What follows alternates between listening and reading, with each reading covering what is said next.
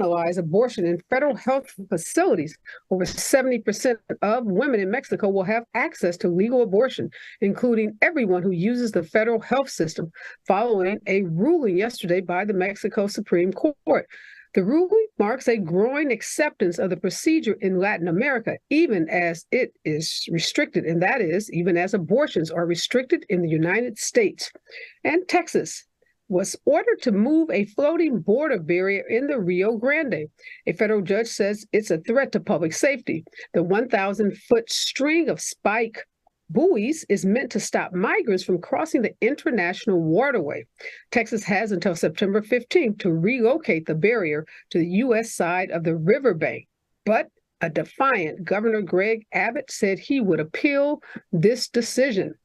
Donald Trump's trial in Georgia could take 4 months. Prosecutors laid out the timeline in court yesterday.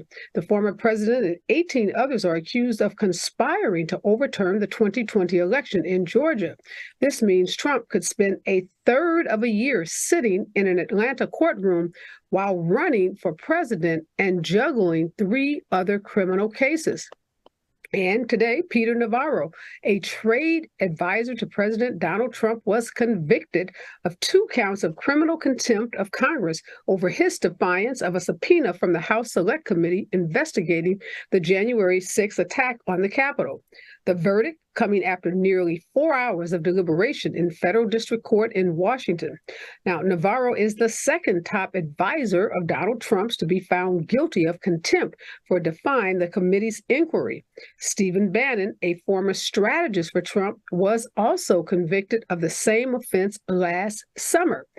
Bannon faces 4 months in prison. He is appealing his decision, as is Peter Navarro. Peter Navarro could face up to 2 years in prison based on this conviction. And today, in other news, 6 Colorado voters filed a lawsuit seeking to keep Donald Trump off the state's ballots under the 14th Amendment, which says anyone who engaged in insurrection or rebellion against the Constitution after taking an oath to defend it is ineligible to hold office. Now, the lawsuit was filed in a state court in Denver with the help of a nonprofit watch group. Eventually, this case will make its way to the Supreme Court, as many supporters of Donald Trump have vowed to contest it. And Mitch McConnell's freezes complicates Republicans' attacks on Joe Biden's age. McConnell's recent freezing spells and other health concerns have created a campaign conundrum for Republicans who have ripped Biden as too old and frail to continue as commander-in-chief for a second term. But these same Republicans contend to stand by Mitch McConnell as one of the top leaders of the GOP. And finally, new research indicates that the number of abortions has increased in this country over the last 6 months, and this is in states where abortions remain legal. The increases were especially pronounced in places that implemented policies to preserve abortion rights, such as Colorado, Connecticut, Illinois, and Washington, as well as in states like Kansas and New Mexico, which border states with abortion bans. You are listening and watching Areva Martin in real time, and I'm your host, Areva Martin. This is your one-stop destination for today's trending news, expert analysis, and my unfiltered opinions. In this hour, I'm joined by 2 brilliant contributors, Kennedy Sessions, she's a Houston area Metro reporter for crime, and Dr. Hasan Jeffries is joining us. He is professor of history at Ohio State University.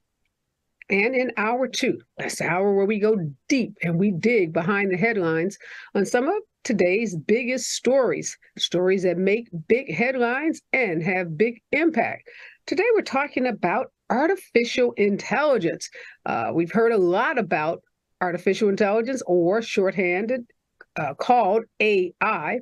And California Governor Gavin Newsom, he signed an executive order recently to study the development, use, and risk associated with what's called generative artificial intelligence. Now, this is one of the most significant steps taken by a state to potentially regulate the rapidly growing technology. For those of you that may be scratching your head saying, what is generative artificial intelligence? Well, it's the type of AI such as Chat GPT. This form of artificial intelligence can generate new forms of creative content, such as audio, code, images, texts, and it can simulate videos. You've probably heard a lot about generative AI in the context of the Hollywood writers' strike, a big debate over how AI should be used in the context of TV making and movie making, who should be paid when AI is used. So today we're going to talk to a reporter for Politico who broke the story about Governor Newsom and some creatives. These are African-American content creators to get their take on how AI might be changing the game for content creators and what it means for a lot of jobs and a lot of influencers who have been creating original content. This is one show you don't want to miss because, like it or not, AI, Chat GPT, and other generations of artificial intelligence are here to stay. Some say AI is the new internet. And so we all have to get on board and learn as much as we can because this train has already left the station. But before I bring on my brilliant guest, here's what I'm thinking in real time. There are two stories today that really captured my attention and just show how powerful women are and teach, I think both of these stories are a lesson in why Donald Trump and his cronies need to heed the warning before they go messing with powerful women. And one of the stories that caught my attention is E. Jean Carroll. You will remember her. She said Donald Trump sexually assaulted her in a Bergdorf Goodman store in New York 30 plus years ago. She sued him after New York opened up its statute of limitations. She won that lawsuit. She got a $5 million judgment against Donald Trump. And Donald Trump continued to lie and to defame E. Jean Carroll, and E. Jean Carroll turned around and sued him again for defamation, for calling her a liar, for saying that she lied about what had just been determined were facts in her first lawsuit. And in this second lawsuit, I'm going to call her gangster E. Jean Carroll, filed a motion with the court for what's called collateral estoppel.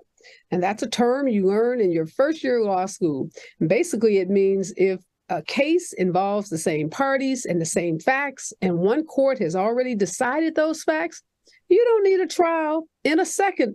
You don't need to have a second case with the same parties and similar facts go to trial. The judge in the second case, as in the case of E. Jean Carroll, determined that Donald Trump is a liar, that he defamed E. Jean Carroll, and that all of the allegations in her second lawsuit had already been determined by the jury in the first lawsuit. So the judge said, Donald Trump, you don't have to come and try to prove that E. Jean Carroll is a liar. You just come to court in January, and we are going to talk about damages. And the jury won't have to decide anything about who did it or liability. They will only be deciding how much money Donald Trump owes E. Jean Carroll. So collateral estoppel. Remember that legal term, an important legal term in this case. Donald Trump will never forget it. And remember E. Jean Carroll, who had the guts to pursue a lawsuit against arguably one of the most powerful men on the planet. She pursued it and she won, and then she had the guts to sue him a second time, and she's already won the second case, and now it's just a question of how much he will owe her. And then the second story, oh my God, Fani Willis, let's call her gangster number two. Jim Jordan, you guys know Jim Jordan, a flamethrower Republican congressman, said that after she indicted Donald Trump, he was going to investigate the Fulton County District Attorney's Office because she had politicized the prosecution of Donald Trump, and she was using her office to persecute Donald Trump, and wrote her this scathing letter about how he was going to investigate her in her office and haul her into Washington, D.C. to testify before a committee that he chairs. Well, Fani Willis wrote Jim Jordan the letter of all letters in response to his letter to her claiming that he was going to investigate her. She reminded him that a state prosecution has no relationship to anything that he does in Congress, that he is a U.S. congressman, and by the way, not even one from the state of Georgia, and that he had absolutely positively no control over her or any efforts taken by her office. She dropped a couple of really clever comments, shade, I'll call it, reminded him that he's a lawyer and congressman, and he should know what powers the Constitution provides him and what powers he doesn't have. And I love this part. At the end of this letter, she tells him that as a member of the bar, he can buy this book on Georgia's RICO statutes written by one of her prosecutors on her team for $249. And in case he had any further questions, doubts, concerns, issues about the legitimacy of her RICO charges against Donald Trump, read my colleague's book. I love it, Fonnie Willis. These women are not backing down. Donald Trump, Jim Jordan, and the whole crew have met their matches in these women, and they are standing up to Donald Trump, and they are showing the rest of the country that you do not have to be bullied by a bully, and that the way to fight back with Donald Trump, Jim Jordan, and the rest of them is to stand your ground. And when you are right and you have, the law on your side, as E. Jean Carroll did and does, and as Fonnie Willis does, that you can defeat the biggest bully, i.e. Donald Trump. When we come forward, more of today's trending news with my contributors right here on KBLA Talk 1580. Follow the leader. KBLA Talk 1580. Follow the leader. Be sure to follow us on Instagram at KBLA 1580. Follow the leader. Are you ready? The station leading the way with exclusive interviews, Follow the leader. stimulating conversation, and intellectual discourse that empowers, enlightens, and informs. Follow the leader. Follow the leader at KBLA 1580. We've got a lot to talk about. Keep following the leader. Follow the leader. Follow the leader. Follow the leader. Follow the leader. Follow the leader. Gotta stay fresh, my house shot with a rest spot. Have you visited us online for the grand opening of KBLA.store? For the best in new merch, gift ideas, books, media, and more, log on to KBLA.store. Be sure to check out our KBLA team favorites at KBLA.store today. That's KBLA.store for all the official merch on your favorite talk radio station, KBLA Talk 1580. The bounce is back. Here comes the brand new flavor in your head. Race, social justice, sports, politics, art, music, culture. We do it all on the D.L. Hughley Afternoon Show. If you're not tuning in, then you are definitely missing out. It's the D.L. Hughley Afternoon Show weekdays from 2 to 4 only on unapologetically progressive KBLA Talk 1580. Like a brand new flavor in your head. This is a rather bold pronouncement, but we think we can back it up. If you come across a radio frequency anywhere putting more variety and more diversity on the air than KBLA Talk 1580, we sure would like to hear about your discovery. You got to have vision. You can search.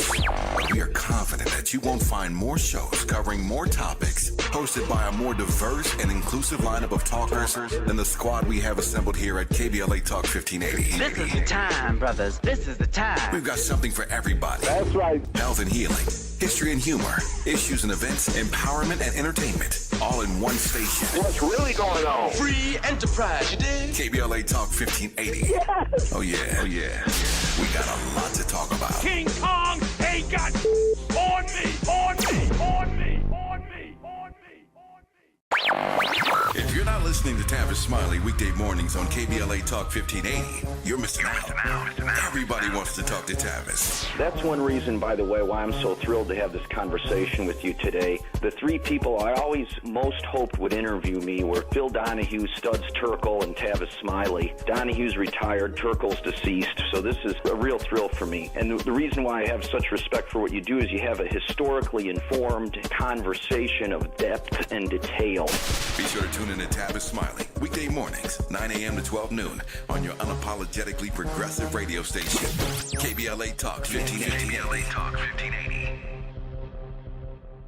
Is the pen mightier than the the sword.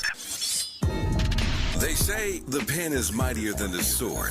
At KBLA Talk 1580, we not only have a lot to talk about, We are back, and today in this hour, we're tracking trending and breaking news with my expert contributors, and I'm so happy to have back with me today Kennedy Sessions. She is a Houston area Metro reporter for Crime, and Dr. Hasan Jeffries. He's a professor of history at Ohio State University.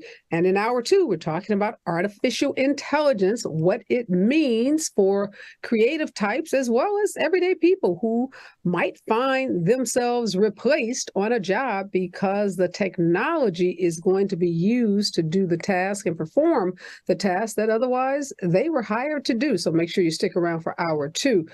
But let's kick off today with this breaking news about Peter Navarro. So Peter Navarro, Kennedy, is a trade advisor to Trump.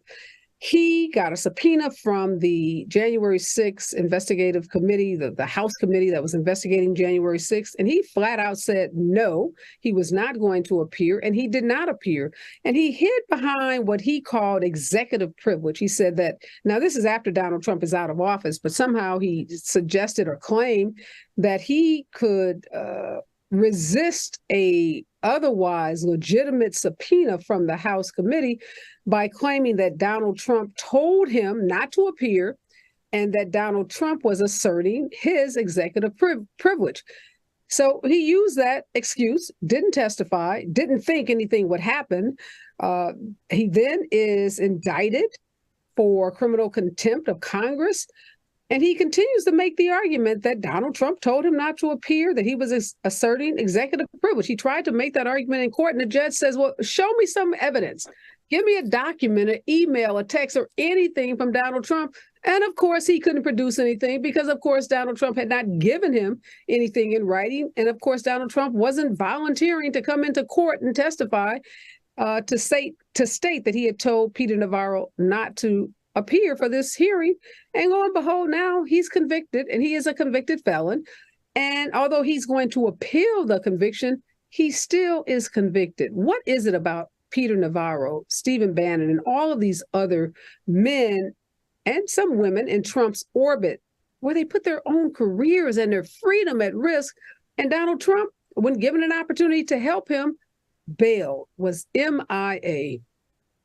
Yeah, it's really interesting and honestly, like, sad to watch these people who bank on having proximity to Trump, being, like you said, being in Trump's orbit and being around him, like that was going to save them from any criminality that was going to come along the way. And now we see, like, not only is Trump not going to be there for you when you need somebody to testify for you or say that something happened, but now you're in trouble, and that's your name at the end of the day. And these people, I know we talk about them, we laugh, and you know, we joke that they're doing all these crazy things, but like, these are real people with real families who depend on them, and now you're doing all of this messiness and have a felony all in the name of Trump. I just don't see the benefit, and you know, we're gonna see more of this as these trials go on, but this is just the tip of the iceberg, and it's already insane. What was really, I think, to your point, sad, these are real people. It's hard to feel empathy for them given how they have conducted themselves. But Peter Navarro continued to push what apparently was a lie, that Donald Trump told him not to go. And maybe it is the truth. But he tried to convince a court that he should be able to use that as a defense. And the judge says, well, I need evidence and proof. And of course, he couldn't produce any evidence or proof because Donald Trump doesn't help anyone unless there is some benefit to him, Professor Jeffries. Yet recently, DeSantis and Vivek Ramaswamy came out after Enrique Tarrio was given 22 years. The leader of the Proud Boys and other Proud Boy leaders were given 18, 17-year, very serious federal sentences, and they came out expressing their just shock and anger and said they're going to pardon them and talked about how harsh these sentences were. So why are these two men going down the same rabbit hole, putting their careers, their livelihood in some cases at stake for Donald Trump, when they have to see what we see, that Donald Trump does not care about anyone other than himself? Well, it does raise the question, is this really about Donald Trump? Or is this about a larger project? Especially when you consider the people that we're talking about. I mean, Ron DeSantis and these others, these are very well educated, very successful folk in their careers. And when it really comes down to it, you know, they're supporting certainly the person in the former president, twice impeached and you like, but it's the larger project that they are projecting onto him. It was the same thing with Steve Bannon.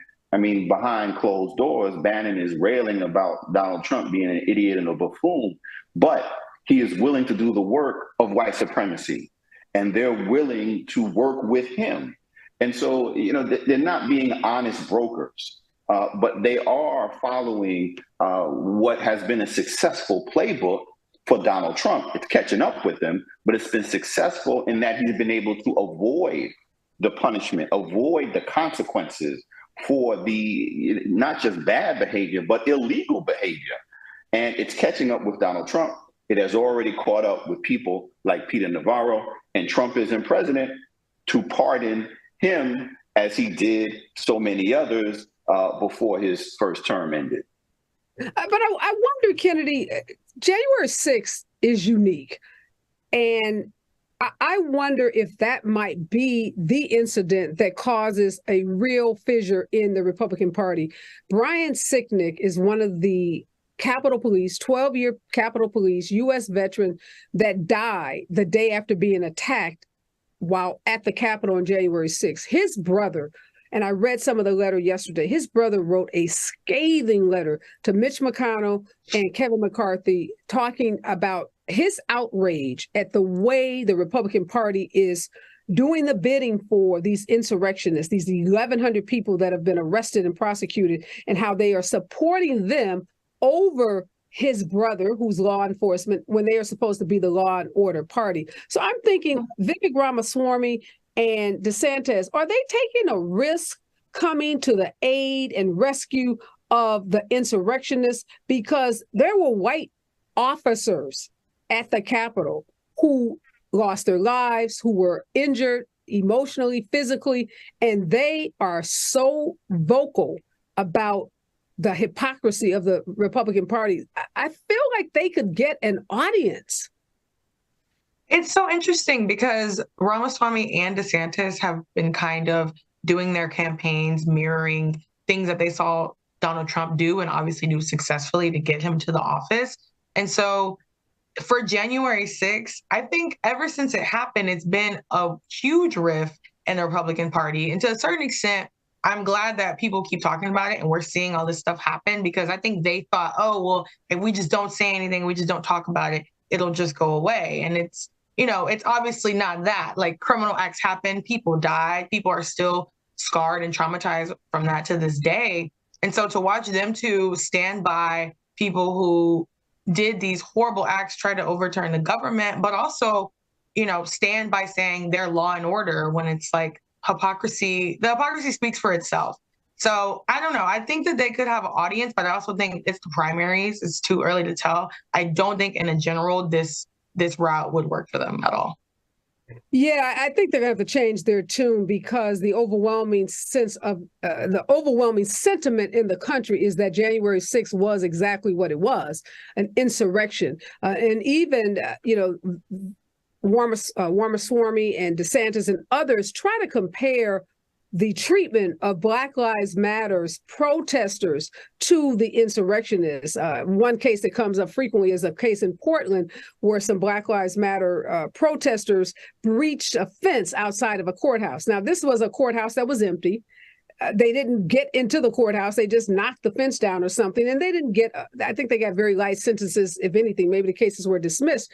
And they try to compare that case to, again, storming the Capitol while the lawmakers were in the building doing the business of the peaceful transfer of government. And, you know, some of the folks who've been prosecuted have tried to make that argument to the courts who were sentencing them, and the judges have been very clear. Like, that's not an apples to apples comparison. These things are not comparable. Knocking down a fence in front of a courthouse is probably a crime, and it's a bad thing to do.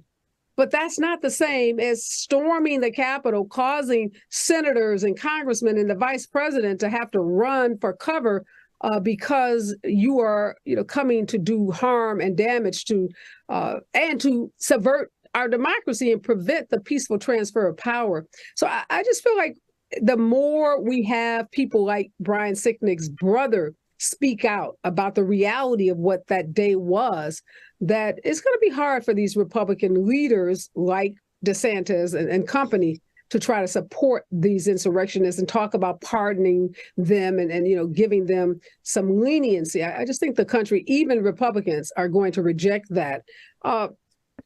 Professor, Donald Trump might be sitting in a courthouse during most of next year, because unlike a civil trial with E. Jean Carroll, where he didn't have to show up, he could send his lawyers and make arguments in motions.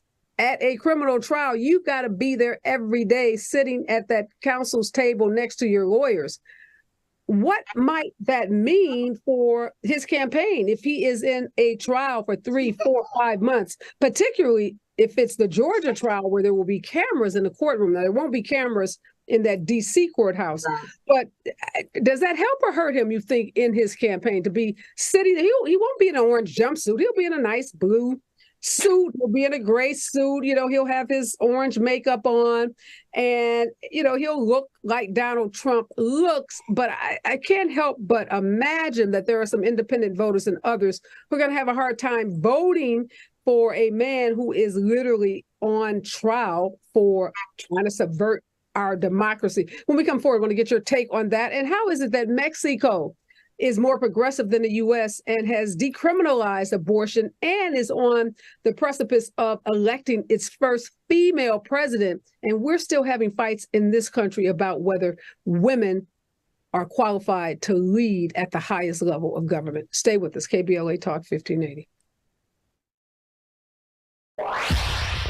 Follow the leader. KBLA Talk 1580. Follow the leader. Be sure to follow us on Instagram at KBLA 1580. Follow the leader. Are you ready?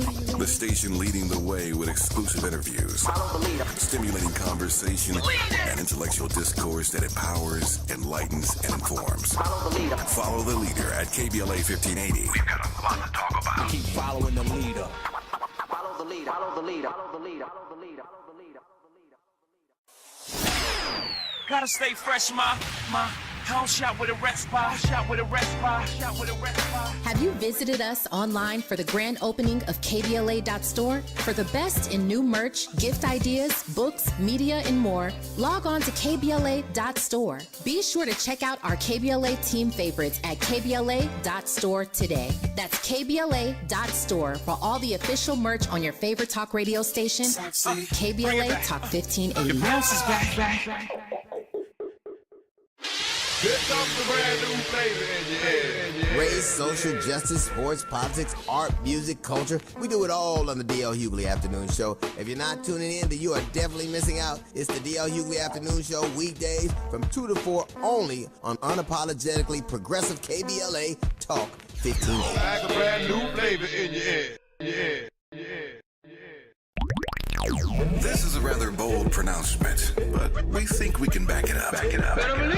If you come across a radio frequency anywhere putting more variety and more diversity on the air than KBLA Talk 1580, we sure would like to hear about your discovery. You got to have vision. You can search, but we are confident that you won't find more shows covering more topics, hosted by a more diverse and inclusive lineup of talkers than the squad we have assembled here at KBLA Talk 1580. This is the time, brothers. This is the time. We've got something for everybody. That's right. Health and healing, history and humor, issues and events, empowerment and entertainment, all in one station. What's really going on? Free enterprise, you dig? KBLA Talk 1580. Yes. Oh yeah. We got a lot to talk about. King Kong ain't got on me.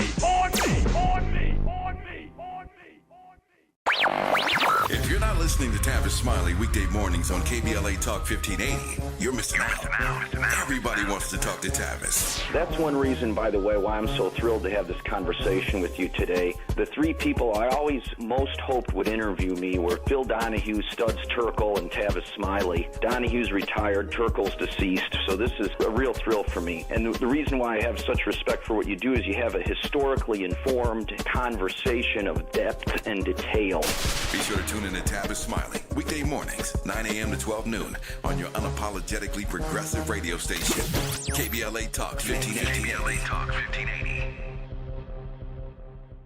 Is the pen mightier than the sword? They say the pen is mightier than the sword. At KBLA Talk 1580, we not only have a lot to talk about, we have a lot to write about. Politics, relationships, business, empowerment, and culture. The all-star roster at KBLA Talk 1580 has you covered. That's what it's all about. Be sure to follow us on all our socials for our latest book releases, op-eds, essays, and commentaries from our hosts. And, of course, download the KBLA 1580 app as we strive to remain your most trusted, credible, and reliable source for the issues you care about. This is unapologetically progressive. KBLA Talk 1580. What up, baby?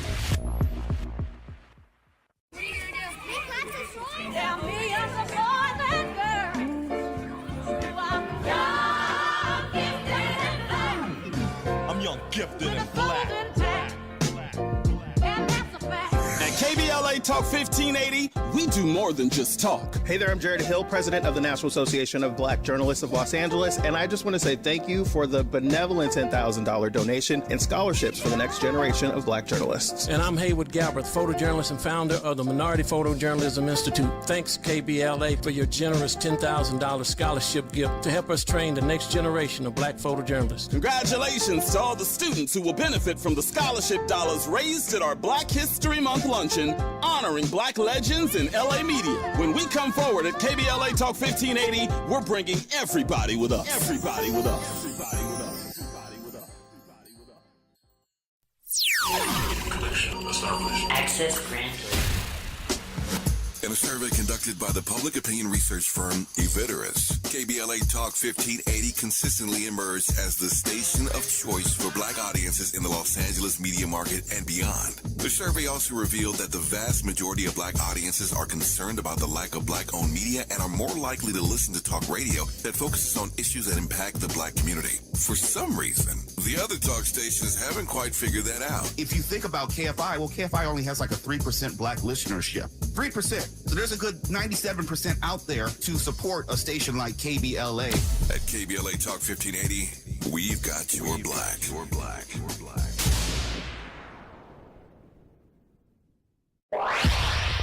Follow the leader. KBLA Talk 1580. Follow the leader. Be sure to follow us on Instagram at KBLA 1580. Follow the leader. Are you ready? The station leading the way with exclusive interviews, Follow the leader. stimulating conversation, and intellectual discourse that empowers, enlightens, and informs. Follow the leader. Follow the leader at KBLA 1580. We've got a lot to talk about. Keep following the leader. Follow the leader. Follow the leader. Follow the leader. Follow the leader. We are back, and in this hour of Areva Martin in real time, we are tracking today's trending and breaking news with my expert contributors, Professor Hasan Jeffries and Kennedy Sessions. And in hour 2 of the show, we're talking about artificial intelligence. California has made a bold move and has basically said, we're going to get ahead of this. We're going to investigate how artificial intelligence can be used by the state of California and what regulations need to be put in place. We're also going to talk to some Black creatives about how artificial intelligence might be ripping them off from their original art. All right, Professor Jeffries, the question is, what might a campaign for Donald Trump look like if in 2024 he is spending most of his days inside a courthouse, if he's inside a Washington, D.C. courthouse, because that March trial that's been set by Judge Chutkan has started. We won't see him every day because there'll be no cameras in that federal courthouse, but that case could last several months and he'd be tied up, from 9 in the morning to 5 at night, most days of the week.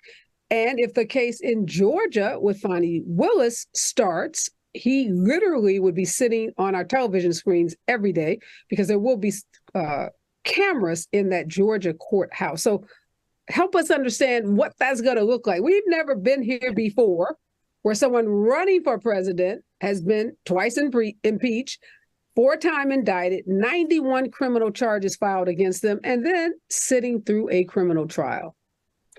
Well, I think the Georgia case poses a different problem than the federal court cases because of the cameras in the courtroom. In the absence of cameras in the courtroom in the federal case, I would not be surprised if we saw Donald Trump speaking almost every day outside of the courtroom once court is over, much like, if you recall, the way he very much played to the cameras during the pandemic, with coming out and it's like there's nothing else to watch, and we're all watching him. And in the absence of having cameras in the courtroom, he and his legal team, but I think he will be very comfortable talking and spinning what's happening. And so I think what we will see is a campaign outside of the courtroom, more free media. The world will be watching, and that poses a particular risk because we know the federal prosecutors aren't going to be addressing the media, and we won't know what's going on inside except for the reports from pool reporters. But really the voice will be, and who's controlling the narrative will be Donald Trump. The Georgia case poses the opposite problem because we will see what is going on and we will have difficulty spinning. But if that follows what happens, or the federal cases, if that follows the federal cases, then I think we will just see him campaigning and spinning and lying, not so much about the case itself, because there will be consequences for that, but he will be trying to politicize it. No, you're right. If he's not able to go to the campaign trail, he's got to bring the campaign trail to him. And what better place than in front of international media that will be gathered every day outside that courtroom, typically waiting for the lawyers to come out to give a statement. But as you say correctly, and I agree with you, it won't be the lawyers because he will push them aside because he's going to want to put his own spin on things. And boy, what does this mean, Kennedy, for the rest of that crew running for the Republican nomination? They won't get any. And you're a reporter, so you know your outlet, your media outlet, and others, all the air will be sucked up by Donald Trump. And then all night long on cable will be the pundits talking about what he said at 5 o'clock outside of that courthouse. So DeSantis, Mike Pence, Nikki Haley, Tim Scott, Chris Christie, I don't know where they get even a minute of airtime. And I'm so glad you mentioned that because I'm thinking about now how we have DeSantis, Ramaswamy, all of these people pushing their names out there, and Trump still has a tight hold on American voters. And I don't think he has been as public as I think he would like to be because of all of his legal drama and troubles going on. And he still has the majority of the voters. So imagine on top of that, with him being able to go out every day on some steps and, speaking on his little soapbox, just like, hi, this is what's happening. You see what they're trying to do to me. Y'all know, we have the vote, et cetera, et cetera. So yeah, this is like playing right into his hand. This is exactly what he wants.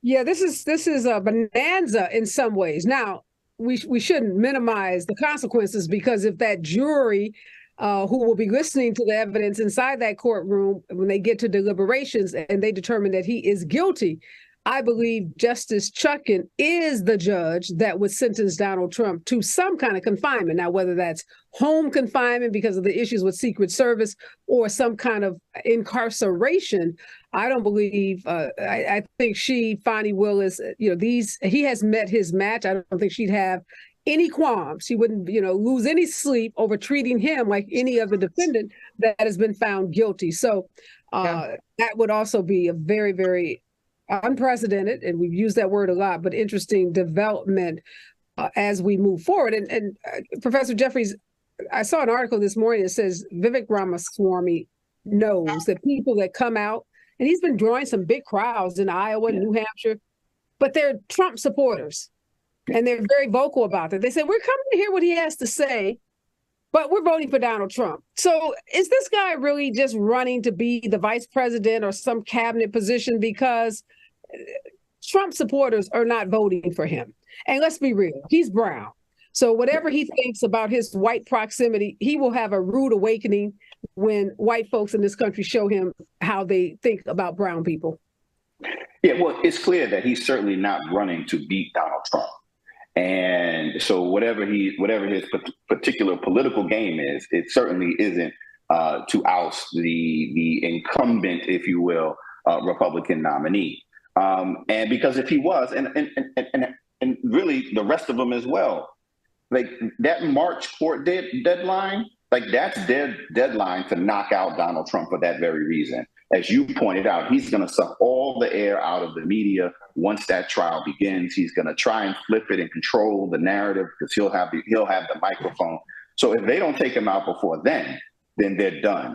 And the only way that they have a shot at doing that is if they come hard with critique and criticism, which they are not doing. And so their pathway to victory is I don't really see one with this sort of complimentary, well, Trump's unavailable, what about me? And that's their game plan. So, you know, it seems clear to me that's not going to work with the Republican base. You know, you mentioned Trump being unavailable. He would literally have to be unavailable. But, you know, according to our Constitution, you can still run for president as a convicted felon. You can run for president even if you've been sentenced to jail. There are no restrictions in our Constitution. And I believe Trump, his loyal supporters, would not turn their backs on him simply because he has been convicted. Because if they're going to turn their backs on him, they would have already done so. And you would think, yes, these 7, 8 other folks, maybe they could get together, but egos won't allow that to happen and say, okay, we're all going to drop out. We're going to nominate this one person. We're going to throw all of our 2% of voters, we'll put our 2% together and see if we can get to 10 or 12%, but not likely to happen. So the reality is Donald Trump is going to do what he has done. And we're going to have to just make sure that we on the other side, Democrats, stop him in his tracks. I want to talk about Mexico. How can Mexico, a predominantly Catholic country, be so much more progressive than the U.S. on issues of abortion and be on the verge of electing a female president when we are still whining and complaining and doubting whether a woman can be the president in the United States? Talk about that and this effort maybe to get Trump's name removed from some of the ballots in states, an effort you'll be surprised who's leading it. Stay with us. KBLA Talk 1580. If you're not listening to Tavis Smiley weekday mornings on KBLA Talk 1580, you're missing out. Everybody wants to talk to Tavis. That's one reason, by the way, why I'm so thrilled to have this conversation with you today. The 3 people I always most hoped would interview me were Phil Donahue, Studs Terkel, and Tavis Smiley. Donahue's retired, Terkel's deceased, so this is a real thrill for me. And the reason why I have such respect for what you do is you have a historically informed conversation of depth and detail. Be sure to tune in to Tavis Smiley weekday mornings, 9 a.m. to 12 noon on your unapologetically progressive radio station, KBLA Talk 1580. KBLA Talk 1580. Is the pen mightier than the sword? They say the pen is mightier than the sword.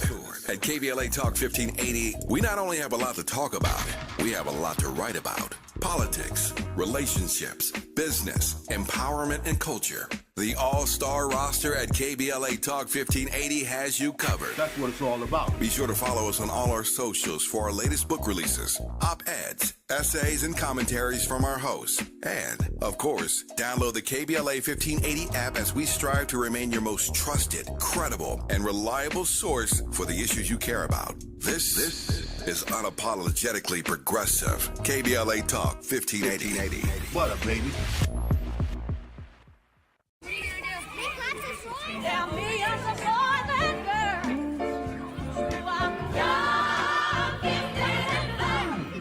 I'm young, gifted, and black. At KBLA Talk 1580, we do more than just talk. Hey there, I'm Jared Hill, president of the National Association of Black Journalists of Los Angeles, and I just want to say thank you for the benevolent $10,000 donation and scholarships for the next generation of black journalists. And I'm Haywood Galbraith, photojournalist and founder of the Minority Photojournalism Institute. Thanks, KBLA, for your generous $10,000 scholarship gift to help us train the next generation of black photojournalists. Congratulations to all the students who will benefit from the scholarship dollars raised at our Black History Month luncheon, honoring black legends in LA media. When we come forward at KBLA Talk 1580, we're bringing everybody with us. Everybody with us. Everybody with us. Everybody with us. Everybody with us. Connection established. Access granted.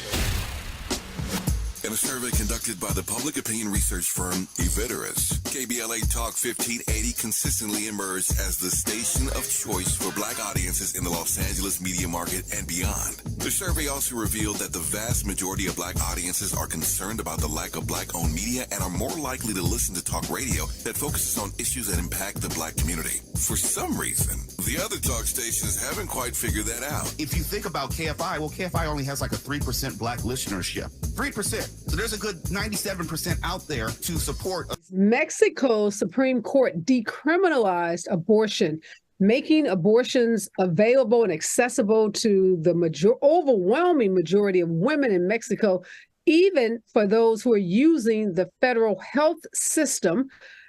And, it's almost unthinkable to me that a country like Mexico that is predominantly Catholic in faith is more progressive than the U.S. on the issue of abortion. Does the decision by the Mexico Supreme Court, do you think, has anything to do with the fact that two women are poised to run against each other, and one likely will become the first female president? Do you think that situation or that reality has any relationship to the decriminalization of abortion?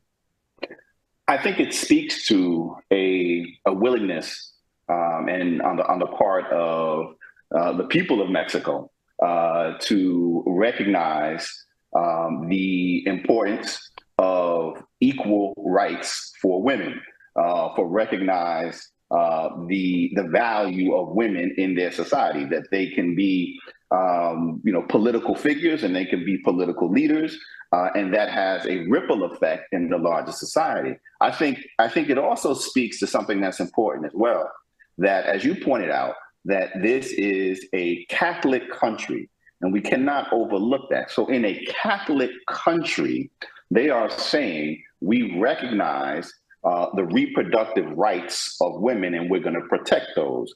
So that should tell us that what we're doing over here ain't a Catholic thing. It ain't a Christian thing. It's about controlling women. That has nothing to do, and the use of the Bible and Christianity as a way to do it. I mean, I think it's very telling what Mexico is doing and what we're doing in the opposite direction, but we can't hide behind the shield of religion. This is really about power and controlling the bodies of women.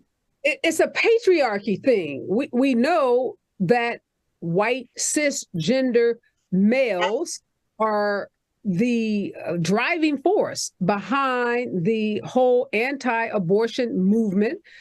The anti-abortion movement has some ties to white supremacy and other kinds of oppressive,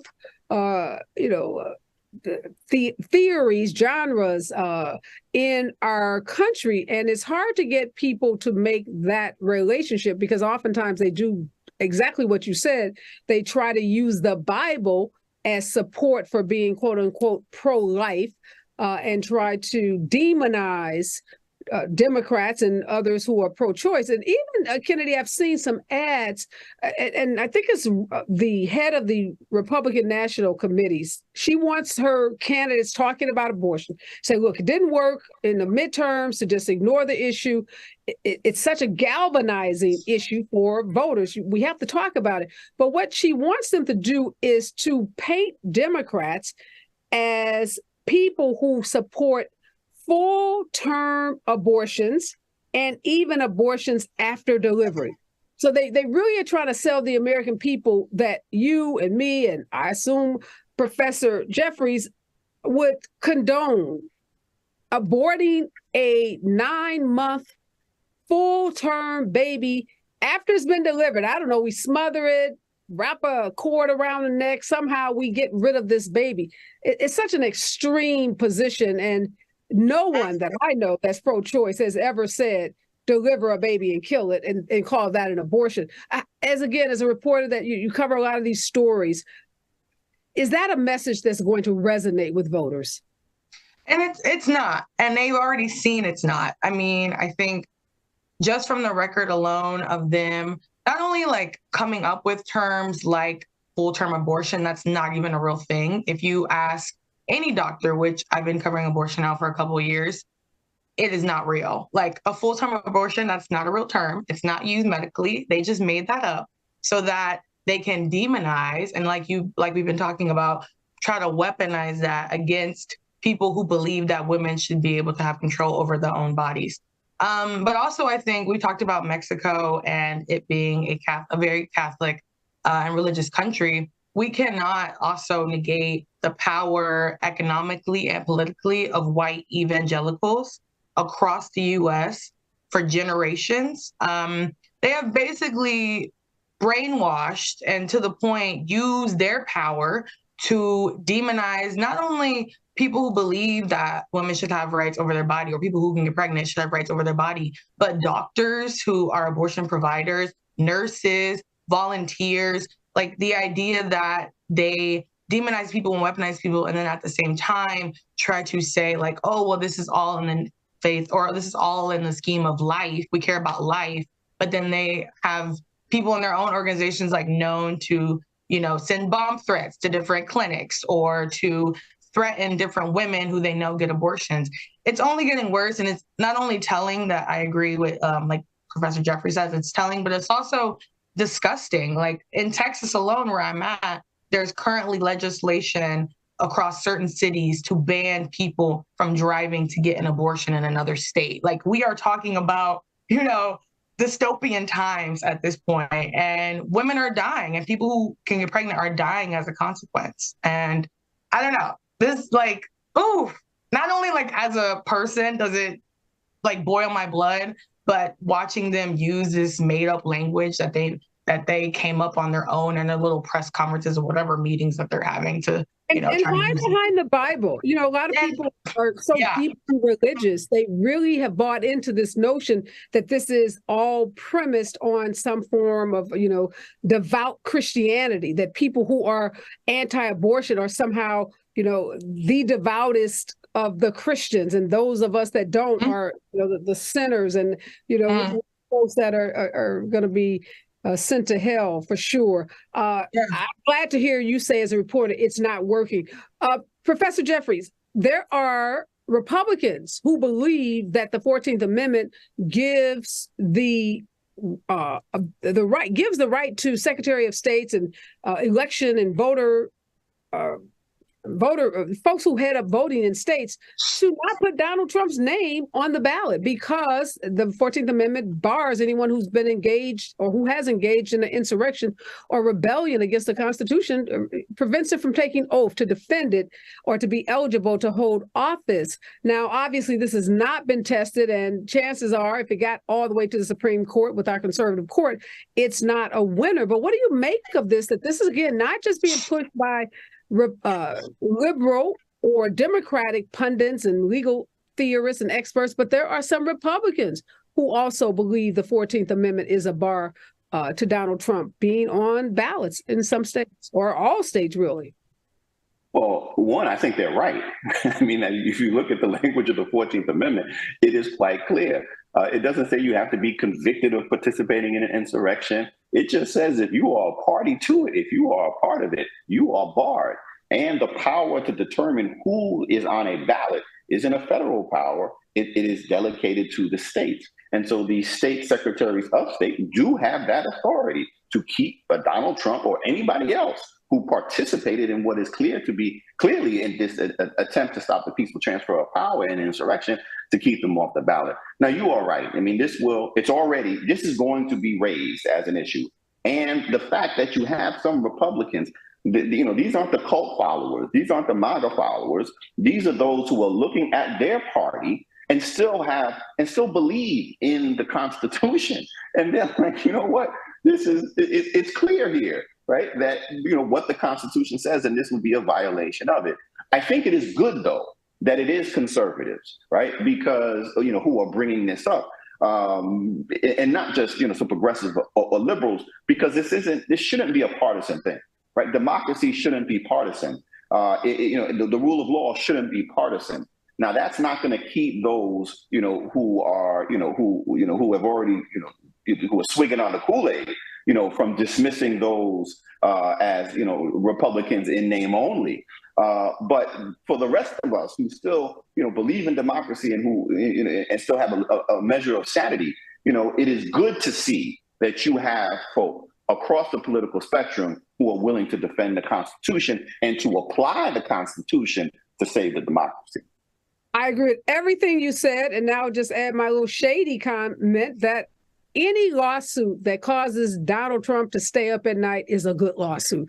So the more we can pile on criminal lawsuits, civil lawsuits, lawsuits about the Constitution, him having to sweat bullets that he may not be on ballots in states, all a good day for democracy. Real quickly, Kennedy, Republicans can't be ragging on Joe Biden as old when Mitch McConnell is having the health challenges that he is having. He's had to come out and say he's not going to run again when his term is up in 26, primarily because he has shown himself to have some health issues in his own party, like Josh Hawley in Missouri are saying, hey, the dude is old, he needs to step aside. Do you think we'll see some change in the rhetoric as it relates to how they talk about Joe Biden? I hope so.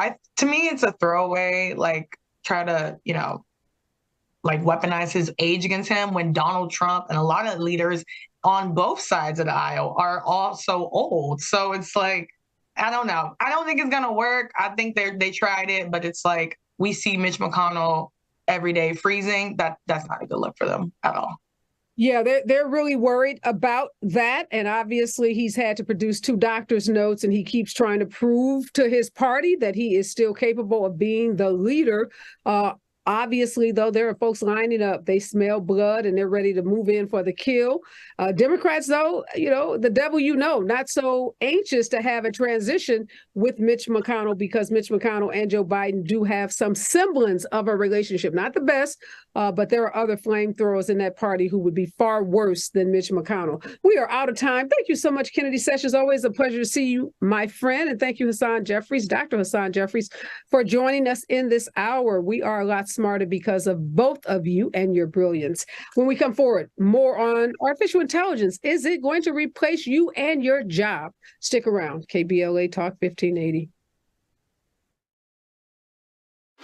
Here comes the brand new flavor in your head. Race, social justice, sports, politics, art, music, culture. We do it all on the D.L. Hughley Afternoon Show. If you're not tuning in, then you are definitely missing out. It's the D.L. Hughley Afternoon Show, weekdays from 2 to 4, only on unapologetically progressive KBLA Talk 1580. Like a brand new flavor in your head. Yeah.